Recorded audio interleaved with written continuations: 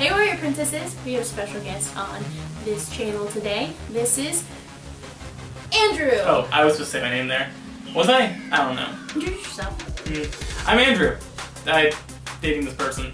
I have been for a very, very, very long time. Be long. Seems like forever. It's been a very long time. Today we are talking about, drum roll please, Pro wrestling. Specifically, the Battleground pay-per-view just happened. This past Sunday, which we watched in 2 separate parts because we decided we were going to watch a 3-hour pro wrestling special at 11:30 at night. And we are too old and grumpy to do that. Yes, we are. We went to bed and then finished it the next morning, which was yesterday. So today, I believe, is Tuesday, so it's been 2 days. So, spoiler alert, if you haven't seen the Battleground or looking forward to seeing the Battleground, don't watch this video, wait. We're talking about it. Yeah. Let's dive into this. Alright, let's start with the first. Well, before that, something that I've been noticing they've been doing for a while, and been hyping this up for weeks now, the graphics, the flag graphics that they've been doing for it, are really good.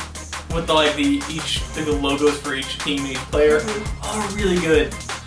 I just kind of want to mention that the graphics department was on point there. I really appreciate the graphics. Oh, and we should also mention that this is post-draft. So everybody that is participating in this Battleground has been drafted to either SmackDown or Raw. And that's a big deal because this specific pay-per-view, belts could have gone from Raw to SmackDown, from SmackDown brand to Raw. Brand to brand, vice versa. So it was kind of a high-stakes pay-per-view more so than other ones. Like, where the belts ended up, that's not what they're going to stay. I'm sure there's going to be ways for them to flip-flop brands. I'm not entirely sure how that's going to happen yet, but... Yeah, I've looked online, nobody really knows how the whole belt thing's going to work, because as of right now, I believe SmackDown only has 2 belts. But I guess we can kick this off with the first match, which is the women's title. It wasn't a title match.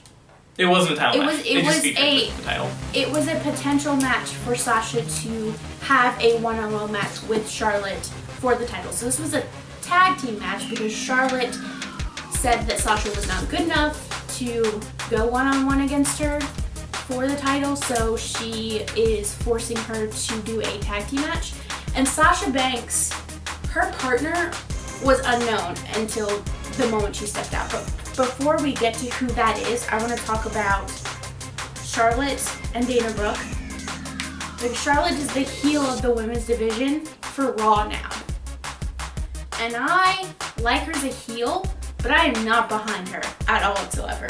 I hate everything about it. Like, her outfit was lame, and Dana Brooke looked like I don't even know, she looked like a trailer trash stripper? This is something I want to get into. First off, Dana Brooke has a cape now. At least she did for this, which I'm a fan of. I like capes. I really, really, really hate everything about Dana Brooke's costume. I think it looks really kind of weird and gross. She's super fit, but her costumes don't make her look that great. Yeah, they make her look really trashy. And Charlotte's costume is great. Her intro is great. Like, it's fine. Like, it's Sasha's fine. costume. I'll give her that. It's fine. Sasha's costume's great. I love her costume. It looks different every single time, but it's got like the straps around the arms like that. It looks great. Her costume was amazing. I noted that. I loved her outfit. Her outfit was colorful and like unique, and it was very bling bling, and I liked it. They show later in the special, they cut away to like the teams in the locker rooms, like the Raw and SmackDown teams, and they show Dana wearing a dress, and obviously she's not gonna wrestle in a dress, but she looked good. It looked so much better than she normally wears. Her costume just looks weird and kind of gross, and like the costume squeezes her in all the wrong places, and it accentuates all the wrong things. Yeah, it seems like it's deliberately bad, but I don't know. I'm gonna harp on the costumes a lot, just because I really enjoy the actual matches, but like the theatrics of it are what I really like, and the storyline. I mean, so they come in, they do the heel thing, and then Sasha comes in, and who's her partner? Someone named Bayley, who currently, is she the title women's, or is she? She's the former NXT Women's Champion, and she is in the running for a battle with the current NXT Women's Champion. So we don't watch NXT. NXT, for those who don't know, is the kind of experimental division. So Bailey comes out. Sasha's super happy. The crowd There goes is a wild. huge pop for Bailey. And I don't know much about Bailey, and I read it wasn't like a full article, just like a blurb about people being surprised that Bailey was not drafted in this draft from NXT. So her showing up was like a huge deal. Now, whether or not she stays with WWE, I don't know. She didn't get drafted, so, and if she was going to come and stay with WWE, she would have been drafted. I think what this is gauging interest, or giving someone who sounds like she's put in a lot of work a chance to shine, chance to show her stuff, and she did. The match was really good. Yeah, her really performance was I really enjoyed her performance. For being the first time I've ever seen her in action and the first time I've ever seen her wrestle, I really liked her a lot. She was good. Yeah, I don't, just to note, like I said, I like theater and stuff, like I really enjoy the matches, but like, I don't know, the matches aren't super important to me, so I didn't really like pay attention to that. I love her costume, love how she acted around Sasha. I loved they worked really well together. Like, I don't really remember much of the individual things that happened in the match, but I remember really, really liking those two together, and I hope that Bailey comes back. So so anything you have to actually say about the match, I haven't really. Yeah, well, so before the match even started, Charlotte and Brooke beat down on Sasha and Bailey, as is their heel characters. Which is okay. I mean, I'm a little over that. They do that a lot. I'm a little over it partially because it's the same gimmick that AJ Styles and the club currently have, which is you never have to it's always, even when it's a one-on-one match, the other people will make it not fair. Right. And I think that both of those gimmicks at the same time, being almost identical, is a little frustrating. I kind of, what I saw, liked a little bit more whenever it was Ric Flair who was doing it, because Ric Flair is a crazy old person. But he's also apparently not that great right now to work with, because he is also a crazy old person. So, I don't know. I'm excited to see what happens with the Dana Brooke and Charlotte stuff, but... Well, I believe that Bailey and... Is it Charlotte that started the match? I definitely know it's Bailey that starts the match. I'm not sure if it's Charlotte or if it's Dana in the ring first. Bailey gets a chance to kind of show her stuff, and she does some really cool moves, and she's really quirky and fun, and the audience is loving her, and I thought that was really cool. She does get the crap kicked out of her, though. Yeah, well, I mean, as is typically the first person who goes into a tag team match, they get the crap kicked out of them. But then in comes Sasha, and Sasha just fucking rails on Charlotte. Mm-hmm. And of course, there's a lot of moments where Dana tries to intervene, but Bailey's a great partner, and she kind of handles it well, like better than anybody I've seen tag teaming against Dana and Charlotte. Like, she comes in with this flying kick that gets Dana right in the face as Dana is trying to pull Charlotte out of the ring because she's in the bank's, hole. The bank statement. The bank statement. That was the first time the bank statement was done. And then after Bailey kicks Dana through the ropes in the face, Sasha gets the bank statement for the win. And it was a pretty good match. Next match? Yeah, next match. Which my notes are not as extensive as hers. There are some matches that I didn't comment on, because I was like, oh, this is the thing that's happening. And I don't have much time on it. So, if I remember wrong, the New Day were next. Wyatt family versus the New Day. The Wyatt family versus the New Day, which, I really enjoy it. There are times it still feels like a lynching when they show off the clips from the time they went to the compound. Yeah, the compound clips make me really uncomfortable. Because it's not the New Day as the New Day. They're not in their big, colorful getup. They're in, khakis and wife beaters, and it looks like normal people. This racist, culty family is just beating the shit out of these black people. And it makes me so uncomfortable. But this fight was good. Yeah, one of the things that happens, I think, Kofi makes some sort of joke, and Biggie doesn't even get it, and I think it kind of happens a couple times throughout the match where someone says a joke that the other members of the New Day don't even get. They're just very weird and quirky, and I kind of love it. Yeah, but, so the New Day they're the longest reigning tag team champions. Mm-hmm. At 336 days as of Battleground, which is impressive. Everybody seemed really impressed by that. I'm impressed by it. I really like the New Day. let's see. The way the match starts, I really thought was funny. They have the two people on the outside, the one person inside. They're trying to figure out who's going in first, and it switches about 4 times. I can't remember who it is who like goes in first, but it's like Big E starts. Big E starts, and then Xavier taps in, and then Bray Wyatt taps in, and then like it felt very much like Pokemon. It's like, oh, I'm gonna throw out a fire type, and then they're throwing out a water type. I'll throw out a grass type now. It felt like they were constantly like type switching, like who's gonna get the best advantage, who's gonna get the best advantage, who's gonna freak out who. And I think it ended on Bray Wyatt and Xavier, didn't it? No, it ended on Bray Wyatt and Kofi. Bray Wyatt and Kofi. He did this weird thing where Xavier Woods is like in a trance every time Bray Wyatt looks at him, which I did not like. I will note, I didn't like that because there was this bit where Xavier Woods is like zoned in and he's like in a haze and kind of just staring at Bray Wyatt with this like confused look on his face, and Kofi's like, okay, tap. And Kofi gets in, and that's when he does the like, his first move is like just a drop kick to Bray Wyatt's face, which was... I actually quite like the trance thing. Do you? Because, well, it's... The New Day are super goofy and weird, and they're kind of... I feel like the only way for them to have some, like... Sorry, I'm trying to find the words here, but... The Wyatt family is supposed to be weird and kind of mystical and culty and, like, threatening. And apparently it's the New Day who don't take anything seriously. The only way to really make them take anything seriously is to quite literally, like, mess with them mentally. Like, he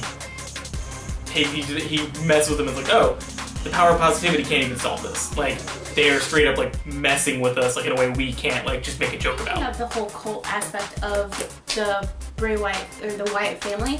Bray Wyatt got drafted separately. So I'm interested to find out how he's going to play the cult leader role without a following, because he's by himself. He doesn't have his followers or the Wyatt family or the people that he kind of controls with him. So I don't know what they're going to do with Bray Wyatt. I mean, he's a match. It was Wyatt family, wasn't it? Yeah, because this wasn't a title match, and it was like the last fight for the Wyatt family, so it made sense for them to win. This was like their send-off. Yeah, this is their swan song. Yeah. I'm pretty sure Bray Wyatt gets the tap out on Xavier Woods. Yeah. Though Xavier does... He breaks the trance. He breaks the trance and kind of overcomes and like shows his strength and gets... He looks really good in this fight. Both teams come out looking really good. But the Wyatt family wins as their send-off, and, that was cool. Yeah, it was a really fun match. I will watch the New Day do just about damn near anything, so. But the next match, I have only one thing written about this. This is the Rusev match, right? This is the USA match? Yeah. So, I'm really enjoying the Bulgarian Brute being the American champion. This is a title match for the United States Championship belt between Rusev and Zack Ryder. Zack Ryder. Yes, Zack Ryder. I put Jack. So, we actually, we started watching wrestling, and I think this is a time when Zack Ryder, I think he was out with an injury, and the Rusev thing had already been going on. So I was like, I like both these people. The first thing I noticed is that Rusev had Lana come out first and announce him, be like, put your hand on your hearts and welcome the champion and whatnot, and wonderful, kind of this weird anti-patriotic thing that she's been doing with him. I half expected him to come out in a tuxedo because she looked like she was wearing a wedding dress. I thought it'd be because they're engaged, apparently, as she likes to let us know that he is the only man that can have me. None of you can have me. Okay, good for you. But he didn't come out. He came out wearing his normal, wrestling outfit. But I thought he was gonna come out in, a tux and, have a weird impromptu ceremony, which I thought would be hilarious. Didn't end up happening. I just want to let you know that I thought that they were about to get married. So, the thing that I wrote at the start of this match is Rusev is actually terrifying. Oh, yeah, no, he looks like he will kill someone. He looks like he possibly was a part of a genocide at some point. He's a scary, scary guy. And the other thing that I have written down is that Zack Ryder, when he comes out, his fringe made me happy. Fringe? The fringe on his jacket. Oh, yeah. Because he came out full United States of America, jacket with the fringe, and It was great. I like Zack Ryder. I like him for the same reason I like Sami Zayn, which is they just look so happy all the time. They look like they're really like fun and upbeat people. I like that. I like the people who are like, let's just have fun. Yeah, so this fight, I mean, this fight was fine. It was good. It was nothing really like, there was nothing like stand out about it, but they both fought really well. Yeah, and it made Zack Ryder look good, it made Rusev look good. Unfortunately. Rusev wins. Yeah, Rusev wins, so. Rusev keeps winning these matches where you feel like he should lose. Like, it was against Titus O'Neil, whenever he came out dressed like Uncle Sam. Yeah. That was on Memorial Day or July 4th? It was July 4th. July 4th. I think it was Titus O'Neil. Yeah. But yeah, he came out and he got just destroyed. And it was hilarious that he came out in an Uncle Sam costume. They're really, like, everyone who tries to go up against him is All-American. All-American. Mm-hmm. And they just crap beat out of him. Yeah, Zack Ryder is the good old boy, but this was a Raw versus SmackDown fight, and Raw kept the title. Mm-hmm. So Raw's got the U.S. Champion belt title. Okay, so I think the next match, I didn't have a single thing written down for. Wait. No, before we go to the next match, at the end of this match, some random guy comes out yelling at Rusev. I have no idea who this person is. I'm assuming he's from. Oh, okay, yeah. So it's his old, it's Zack Ryder's old NXT partner. Okay. I think it's NXT. It might be his old partner or something like that. But he came out. He got drafted. Mojo, I think his name was. Okay. Or Mojo, something like that. He comes out terrifying. Just starts screaming at Rusev. He wonderful. Reminded me of like a rabid dog. He was just like spitting at the mouth, just like furious, screaming at him, and Rusev just rolls out and he's like, I'm not dealing with this. I'm not dealing with this. I'm going back. But it looks like Zack Ryder has a tag team partner potentially now. Which I thought was very interesting because typically Rusev does this, oh, you think you're big, you think you're bad, and puts them in his, the accolade. The accolade. Which looks painful. Yeah. Some of the moves are kind of like, this mission is kind of failing me on this one. The accolade looks like he will actually kill you. Like snap your neck and you will die.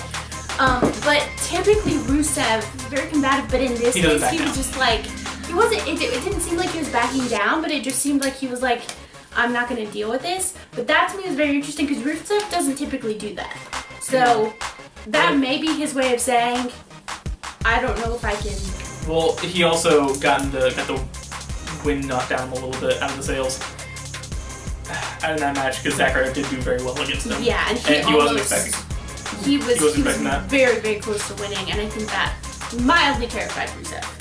Who has been pretty much dominating every single match because he's legitimately terrifying. What was the next match? The next match was dope AF. The next match was Kevin and Sami? Sami Zayn. Okay. So Kevin Owens. I thought I completely. There's at least one match I literally didn't write anything down for. I was like, I think it's the second half is where I start like ignoring some things because it's just like this has zero importance and also is not exciting. But Sami Zayn versus Kevin Owens, who they've been friends forever. They have like a rivalry where one of them betrayed the other in NXT, and then I think Sami got to SmackDown and Raw first, and then Kevin followed him, and the rivalry continued.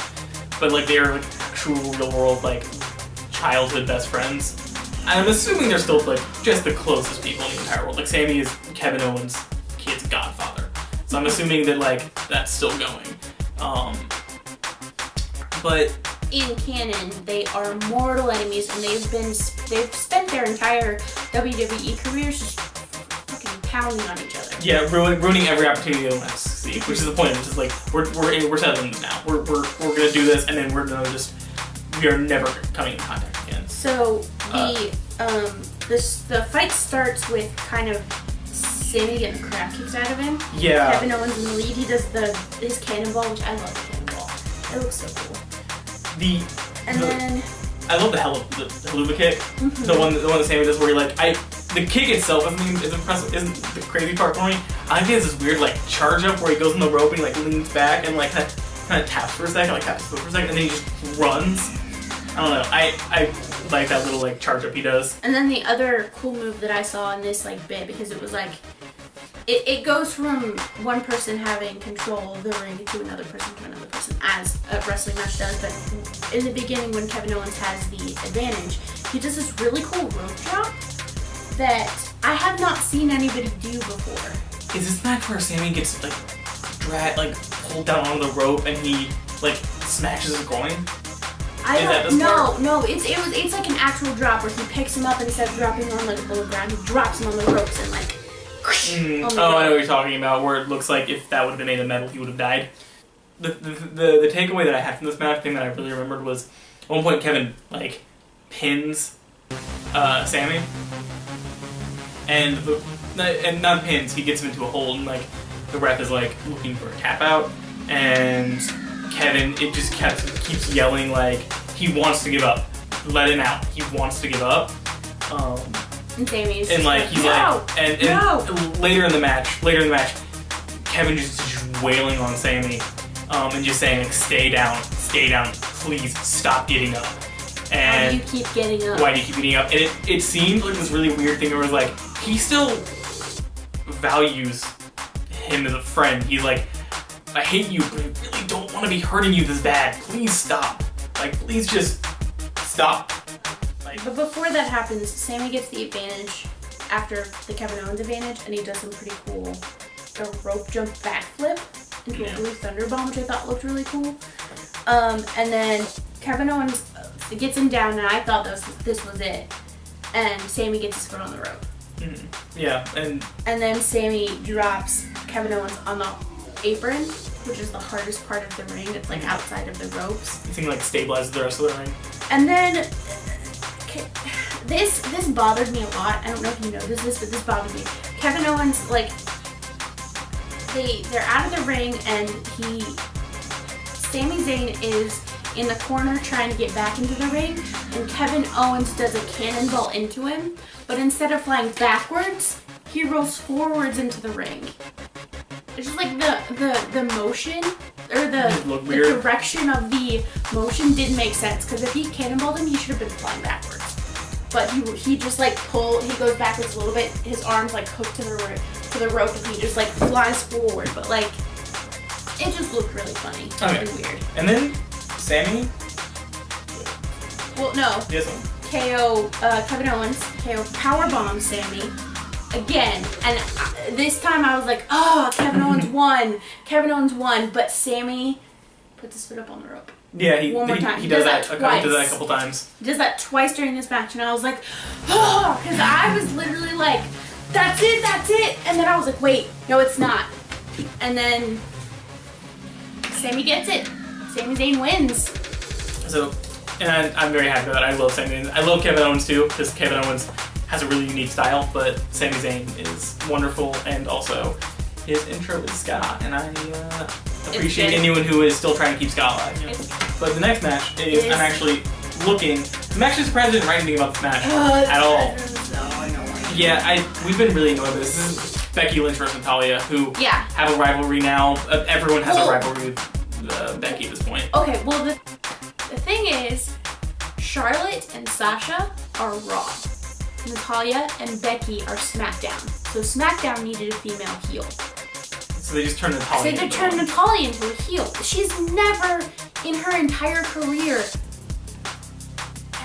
shown any sort of heelish tendency, except for this really just random beatdown on Becky after their tag match with Sasha. Yeah, I don't like... It's their tag match with Charlotte and Dana. I don't like the entirety of this rivalry between Natalya and Becky is predicated on the fact that Natalya got hit by Becky when she got thrown into her, which was clearly an accident. And I don't like that you could... If someone was like, hey, Natalya, remember that time you started hitting Becky Lynch forever? This is a small little video of why you shouldn't actually be mad. I don't like that could just take away it all. And that's where it all stemmed from. And I also don't like that anyone doesn't like Becky, because she's great. Yeah, Becky's the last kicker, and she's my favorite. It's like Becky, Sasha Banks. So like, now that the networks are split, I'm gonna be pro Sasha Banks, and then on SmackDown, I'm gonna be Team Becky. I need to note this. Mm-hmm. Natalya's outfit looked like a wetsuit from space. It was terrible. It's been her costume since we started watching. This one was different, and it was bad. It was so bad. But Becky looked like fire. She looked so cool, and I wanted her to win show her something. stuff. Not even that, just like have a good match. She spent this entire match on the ground just having her leg smashed. Like Yeah, she she did had a not injured show. This did not make Becky look good, and I don't like that. Like she can lose and have a good match, but she did not show any of her potential. I don't know what they're planning to do with Becky. I love Becky so much. She's great. I love watching her work. I don't know what they're doing with her because she's losing every match. It's like they're making way for other people. Which, if they're doing that, it's upsetting. Becky loses. SmackDown needed a heel, so they picked Natalya, and Becky got trashed in this, and I hated it. Yeah. But it was bad. It wasn't even a long match. No. That's why they didn't write anything. It was like, this was a match. I like Becky, but they didn't do anything with her. Nope. The next match, though, which, correct me if I'm wrong, is... Oh, right! That's the other match I missed, which I was looking forward to. Man, okay, so this is the only other match I didn't say anything about. Was Darren Young versus The Miz. I don't remember much about the match at all. Probably should have taken some more notes on that one. The thing I remember specifically about this match was how aggressive it was and how harsh it seemed. Darren Young is a monster. It seemed like these people were out for blood. Like wolves fucking going at the neck. They were being very aggressive. The thing I remember, this match didn't... This was The Miz left this match, didn't he? No, that's not what happened. So... essentially what happened was, Maurice is Miz's wife and I don't know, ring partner? Not really. She's like an outside person, kind of like Lana with Rusev. And Darren Young has Bob Backlund, who's a very, very old, very classic Bob Backlund, who looks about 80. He's not a young man. He's not a young man. And he's been Darren Young's life coach for months. And Darren Young won a Royal Rumble. By accident. And got the chance to face The Miz for the Intercontinental title match. Now, they started out very aggressive, and it looked like Darren Young was getting the upper hand. So Maurice walks over to Bob Backlund and slaps him in the face. They're like yelling at each other, and then she slaps him, and then she like launches herself on the ground, falling backwards and like moving backwards, and she's screaming, "He hit me! He hit me!" And Bob Backlund just got slapped. He didn't touch this girl. But he's like, "He hit me," and The Miz is immediately like, "What's going on? What did you do to my wife?" And she's telling him, "He hit me," so The Miz gets out of the ring. I need to comment on something that happened. But before The Miz gets on there is when Bob Backlund takes off his shirt. Well, that's what happens when The Miz gets out. Does that happen when he gets out? Yeah, The Miz gets out and Bob Backlund just rips the front of his shirt off, but it doesn't come all the way off. Yeah, it gets stuck on the suspenders, and he kind of has this like weird, like the ends of the sleeves are still on, but like it's like he took his shirt off and it's just like hanging out his belly, which now that I think about it, I wonder if that was a move because he is an old guy and he probably still works out, probably has a gut now. The Miz gets out, and because he believes that Bob hit Maurice, he shoves him, and this makes Darren Young go fucking nuts. Yeah. And Darren Young launches himself out of the ring and just starts beating the shit out of The Miz. Mm-hmm. And this is the match doesn't end, does it? Like this is when The Miz leaves, right? No, it's a disqualification. There's too much interference. And also, I was like, so it gets thrown out. I got real worried and real nervous. It looked like the way it was going with Bob Backlund was about to start beating the crap out of this woman, and I was like, that's not okay. Yeah. That's gonna be really uncomfortable to watch, and man.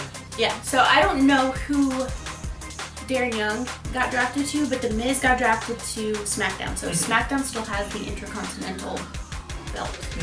So as of right now, Raw has the United States title and the Women's Championship. SmackDown has the Intercontinental belt. And that's kind of that match. Now it's time for we have 2 matches left, I believe. And both of these are really fun matches. We're with John Cena, with Enzo and Cass, against AJ Styles and Club. I have been loving this. I really enjoyed all of AJ Styles' work. And I really love his heel. He's just such a jerk. He's just an absolute douchebag. I love it. And John Cena, they're just coming out, and just every time John Cena's doing anything, but Enzo and Big Cass come out. And they just hype up the crowd They're like nobody's amazing. been there. Enzo is wonderful in the mic. Cass is pretty good too.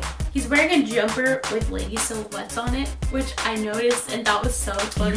He was wearing leopard print overalls. With lady silhouettes, like red. Yeah, like the trucker, the Yeah. mud flap silhouettes Yeah. on them, yeah. And it's just like, what are you wearing, dude? He had the weird butt flap thing with the poop emoji on it, and I was like, I love you. We just run around the ring, and John Cena's still looks confused. face. No. John Cena's face when Enzo's doing his thing is pure gold. It's just like this boyish, goofy grin. He loves it. It's so weird. Apparently, Enzo used to be a huge fan of Thugonomics thing that John Cena used to do, and like John Cena on stage was made a comment about like how well he's doing, and apparently he's like made it to this day. He's just such a huge fan. But I guess that's the way to get the crowd to cheer for John Cena is to stick them with Enzo and Cass because they're so much fun. Yeah. And then I honestly don't remember much about. Hold on 1 second. Yeah, the club comes out. Oh no, but I just wanted to note that and there's one word to describe you. SAWFT soft. I thought I was gonna do that. Oh, it's so great. I love it. Everything about It's Enzo. so good. Everything about Enzo and Cass makes me think I would hate them. I love their gimmick. I love their like ultra hyper like bro douchebag but from New Jersey kind of thing. I love Enzo making fun of AJ Styles' hair is really just a wonderful thing. Yeah, the he has Soccer Mom chant. he has no ground to stand on because he had leopard print in his hair. And like, did you not know that about Enzo? No, I know. His hair was leopard print. And like that crazy like white nonsense, the blonde nonsense got going on up there. And he's making fun of AJ Styles' hair, who is, yeah, you could say it's a soccer mom haircut, but it's a normal haircut. It's not like particularly weird. Yeah. And then like madness ensues and people are just beating the shit out of everybody. The thing that I like is this, and this is something that happened last time with Cena and Enzo and Cass versus the club and the Wyatt family, where Enzo really, really likes going up against guys significantly bigger than him, like to almost like show his stuff. And he did it both times, and it ends poorly for him, but he keeps doing it. But I wish they made him look a little more competent instead of like a punching bag. Like the only times I've really seen Enzo fight, like he just looks like I haven't seen him do any real moves. Well, it's like with Enzo, like he has Cass, who is, as he will tell you, 7 foot tall, and you cannot beat that. And he just beats the crap out of people. And I like his like he just jumps in and like he pokes the bear a bunch, and then he gets crap kicked out of him. But he's still doing it. Like it's not like he's just like talking a bunch of big game and then like hiding behind Cass. He's like, I'm still gonna do it, and then Cass is gonna come clean up the job. Right. But okay. no, I like it. I think it's a good little bit of character. No. Who wins? Cena, Enzo, and Big Cass. Yeah, because John Cena can't win him. Can't actually lose unless it's not fair. It was really good. It was a pretty good match. And then we get a nice little promo about the Shield and their like rise to power and fall, which was good for us because we haven't been watching for that long. We only know a time in which like Seth Rollins was out of it and everyone kind of hated each other a little bit. So we got to watch that. And it was good. It was good for hype building and made this match feel important for more than just like the title. This was a triple threat match for the WWE title, which is, as they kept repeating over and over, the most prestigious title in WWE. Now, Dean Ambrose, Current champion, and before this match, he was current champion, and he was drafted to SmackDown. Seth Rollins and Roman Reigns were drafted to Raw. So there was like a very slight chance this was going to SmackDown. So everything was kind of resting on Dean Ambrose's shoulders to bring this title to SmackDown. And to make that like point even more so, more when they had Shane and Stephanie come out with the general managers and watch from the sidelines and kind of. And as they come out, Roman Reigns looks like a Scorpion King parody. No, well that's because he got booed really hard. It's kind of sad. He got booed so hard. The crowd hates him, which I think is a combination of like The crowd just doesn't like Roman Reigns, just in general. And then him getting essentially like he was out for 30 days on suspension because of breaking the wellness policy, which I don't know what that means as far as like they didn't say exactly what it was. So Rollins comes out looking like a supervillain from space. Yeah, I don't like his outfit. His outfit is Weird. It's like spandexy and weird. I don't like it. But and then Dean Ambrose comes out just looking like a thug from the street. Dean Ambrose is my boy. I love Dean Ambrose. He's just wearing jeans, wife beater. That's it. His fingers are all taped up like he's about to like... Or like he's been in a few knife fights already. Yeah. It kind of starts off after they vamp back a little bit. Yeah. And something that they did a bit, I mean, is Roman Reigns and Dean Ambrose immediately just like, for the first like 5 minutes of the match, just, they don't let Rollins in. They like, get him out of the ring, and then they just keep him there. Every time he comes back in, they just beat the crap out of him. And roll him out, and then they're just fighting each other. Which there's this really wonderful moment where like they got him out of the ring, like Roman Reigns just beats the crap out of Rollins and just knocks him out of the ring, and then Dean Ambrose just slides in and just immediately tries to pin Roman Reigns, and they get up and they look at each other, and Dean Ambrose is just smiling like, "We're doing this, right?" And everyone's like, "Yeah, we're doing this." And then like it was really cute because like they have no beef with each other, they still like each other. I mean, they fine. Just, no. Fight, but... Oh no, they're still apparently. Like, even the announcer said they're still presumably good friends. Yeah. Like because when the Shield got broken up, it was because of Rollins, not because of Reigns or Ambrose. Mm-hmm. It was just Rollins. So like they still kind of view each other as like good friends, and they know each other very well. So it's kind of nice to be like, hey, we're fighting each other. I want that title. I know you have that title, and I want it. But like, we cool? Yeah, we cool. We cool. And that's kind of, I really appreciated that. They were very much so both like, we like each other, we hate Rollins. Let's beat up Rollins and then do it. And that kind of breaks down a bit eventually, and it's just kind of madness.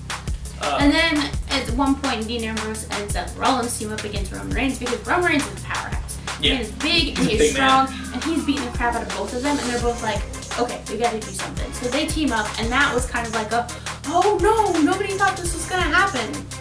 And they take him out of commission on the Spanish announce table. Yeah, and then they start beating the crap out of each other, but Roman Reigns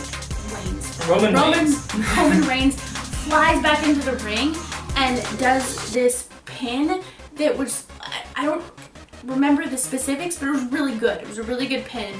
He didn't get the win there, but it was still like a very good move. So one of the other things, I can't remember if this happened I think this happened after they put him on the table, they put Roman to the table, and like said, like everyone's down for Seth, and he gets up, and he starts reaching under the apron correctly. And what does he pull out? He pulls out a chair, and he just beats the crap out of both of them with it. And it's like, this is how this all started. You doing that. You doing that to Roman. I was like, this is a nice little thing. I can't remember how he loses the chair, but those chair hits look like they hurt. But after Roman Reigns does the almost pin, which wasn't quite that intense because I was like, he's not gonna get it, Seth Rollins gets this pin that was so intense. I was like, ugh. It was almost a 3 count. And yeah, and I don't know who he's pinning. I don't remember. Right. I think it was Roman Reigns. Roman. Yeah, and he pulls out at the last second, and Roman does his move on him. The Superman punch? I think. Because he does a lot of Superman punches. Like. Yeah, he does something else, and Seth is down. Mm-hmm. I don't remember who gets down here, but Seth is down by whatever Roman's move was. And then he's like crawling over him to get the pin, and Dean just flies into the ring. Dirty deeds, Roman Reigns for the win. He wins there. And Dean Ambrose wins, and SmackDown keeps the WWE heavyweight champion title. Shane McMahon runs up with Daniel Bryan. I keep wanting to call him Dan O'Brien. That's not his name. That's a crap writer. Daniel Bryan, and they just hug, and they're like all really happy. And then they kind of show Seth Rollins complaining, it looks like, to Stephanie, like, that should have been mine! I was like, I only lost because of this reason. I deserve it. And it's like, I mean, you're being entitled, and I kind of hate you, Seth, but it's a good deal. Alright, and there you have it. That was the WWE Battleground. Yep. And we'll probably do something similar, depending on what people think of this, again for In the SummerSlam. future.